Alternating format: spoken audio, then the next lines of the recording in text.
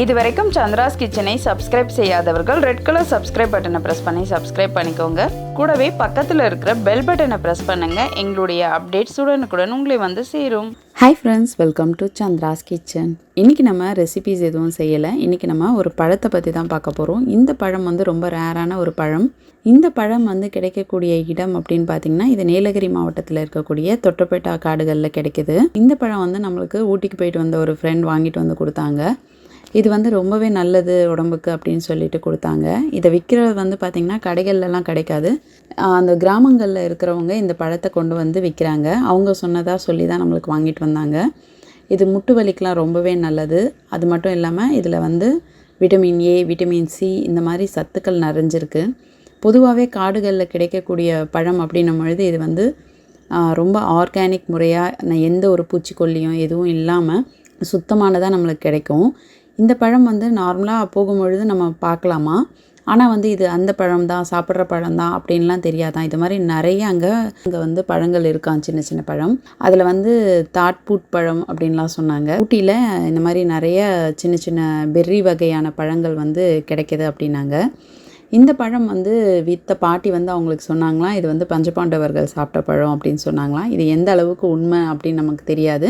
ஆனால் இதில் வந்து விட்டமின் ஏ, விட்டமின் சி போன்ற சத்துக்கள் இருக்குது. இது சாப்பிடும் பொழுது வந்து பார்த்திங்கன்னா டேஸ்ட் வந்து நம்ம கொய்யாக்காய் இருக்கு இல்லையா, அந்த கொய்யாக்காய் சாப்பிட்ற மாதிரி இருக்குது. ஒரு சில பழங்களில் வந்து துவர்ப்பு தன்மை இருக்குது. ஒரு சில பழங்கள் வந்து நார்மலாக கொய்யாக்காய் சாப்பிட்ற மாதிரியே இருக்குது.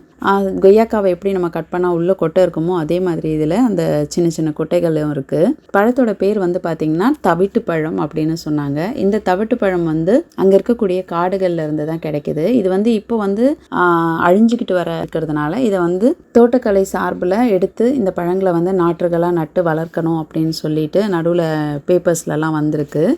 இப்போ வந்து இந்த பழங்களை நம்ம வாங்கி சாப்பிடும் பொழுது 1-2 பழங்கள் நம்ம வந்து தூக்கி போடுறது கூட அங்கே இருக்கக்கூடிய செடிகள் வளர்கிறதுக்கு வாய்ப்பு இருக்குது. அது மட்டும் இல்லாமல் இந்த பழங்களை நம்பி தான் வந்து காடுகளில் இருக்கக்கூடிய பறவைகள், அதுக்கப்புறம் வந்து குரங்குகள் இதெல்லாம் இருக்குது. இந்த மாதிரி அதுங்க இயற்கையாக எடுத்து சாப்பிட்ற பழங்கள் தான் இதெல்லாம். அவங்க சாப்பிட்டுட்டு பறவைகள் போடுற எச்சத்தில் அங்கங்கே வந்து இந்த செடிகள்லாம் வந்து ரொம்ப வந்து ஈஸியாக முளைச்சிடும்.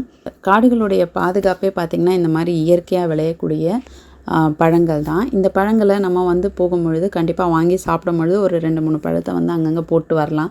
அது கூட வந்து நாளை பின்ன செடிகளாக முளைக்க வாய்ப்பு இருக்குது. இந்த கிராம பகுதியில் இருக்கிற வயசானவங்க எல்லாம் வந்து இந்த கூடையில் கொண்டு வந்து விற்கிறாங்க. இது வந்து ஒரு படி 100 ரூபா, அரைப்படி 50 ரூபா இந்த மாதிரி ரேஞ்சில் வந்து விற்கிறாங்க. அவங்களுக்கு ஒரு வாழ்வாதாரமாக இருக்கிறதுக்காக இந்த பழங்களை நம்ம வாங்கியும் சாப்பிடலாம். இது வந்து மூட்டு வலிக்கு ரொம்ப நல்லது அப்படின்னு சொல்லியிருந்தாங்களாம். இது வந்து நம்ம என்னைக்காவது ஒரு நாள் சாப்பிடும்போது அந்த வலி சரியாயிடாது.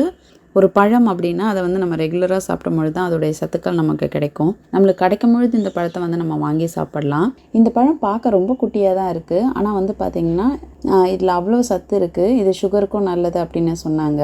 நீங்களும் எப்பயாச்சும் ஊட்டி போனீங்கன்னா நீங்கள் இந்த தவிட்டு பழத்தை பார்த்தீங்கன்னா கண்டிப்பாக வாங்கி சாப்பிடுங்க. இது சாப்பிட்டுட்டு இதோட டேஸ்ட் எப்படி இருக்குது அப்படின்னு சொல்லுங்கள். இதுக்கு முன்னாடி இந்த பழத்தை நீங்கள் டேஸ்ட் பண்ணியிருக்கீங்க அப்படின்னா, உங்களுக்கு இந்த பழத்தை பற்றி இன்னும் நிறைய தகவல்கள் தெரியும் அப்படின்னா ப்ளீஸ் கமெண்ட்டில் வந்து ஷேர் பண்ணுங்கள். நமக்கு தெரிஞ்ச விஷயத்தை இன்னொருத்தவங்களுக்கு பகிர்ந்துருக்கும் போது அது அவங்களுக்கும் வந்து ஏதாவது ஒரு வகையில் யூஸ்ஃபுல்லாக இருக்கும். இந்த வீடியோ வந்து உங்களுக்கு யூஸ்ஃபுல்லாக இருந்திருக்கும்னு நினைக்கிறேன். இந்த வீடியோ உங்களுக்கு பிடிச்சிருந்ததுன்னா லைக் பண்ணுங்கள், உங்கள் ஃப்ரெண்ட்ஸோட ஷேர் பண்ணுங்கள். இதே மாதிரி இன்னும் நிறைய வீடியோஸ் உங்களுக்காக வந்துகிட்டே இருக்குது. இதுக்காக நீங்கள் செய்ய வேண்டியதெல்லாம், இது வரைக்கும் சந்திராஸ் கிச்சனுக்கு சப்ஸ்கிரைப் பண்ணலன்னா சப்ஸ்கிரைப் பண்ணுங்கள். பக்கத்தில் இருக்கிற பெல் பட்டனை ப்ரெஸ் பண்ணி அதில் ஆல் நோட்டிஃபிகேஷனையும் ஆன் பண்ணிக்கோங்க. அப்போதான் நாங்கள் போடுற வீடியோஸ் உங்களுக்கு தொடர்ந்து வந்துகிட்டே இருக்கும். நான் இன்னொரு சுவாரஸ்யமான வீடியோவோடு உங்களை சந்திக்கிறேன். நன்றி, வணக்கம்.